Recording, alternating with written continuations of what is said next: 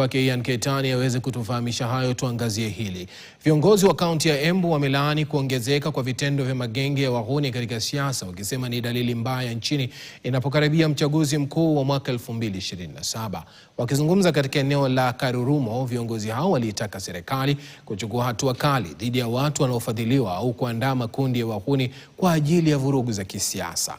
Wakiongozwa na Seneta Alexander Mundigi, viongozi hao walitaka tume huru ya uchaguzi na mipaka IEBC kuwazuia wanasiasa wanaohusishwa na kuchochea wahuni dhidi ya wapinzani wao kugombea nyadhifa za umma.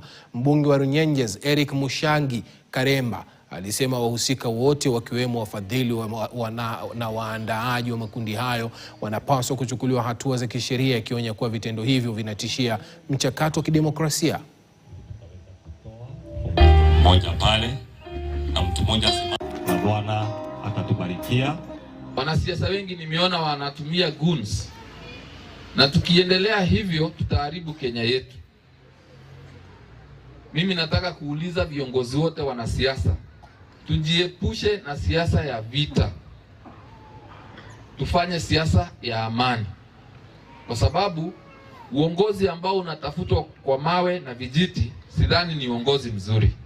Minister wetu wa Interior ambaye ni Kipchumba Murkomen angalia ya kwamba katika nchi yetu ya Kenya hakuna mtu ambaye ako juu ya sheria kuangazia mambo ya goonism ama wale viongozi ambao wanatumia wakora ama vikundi ambavyo havijapewa cheti ambacho wako supposed ama wako na nafasi ya kufanya vile ambavyo wanafanya. Tumekataa mambo ya goonism. IEBC fuatilie pali yote itakuwa na shinda.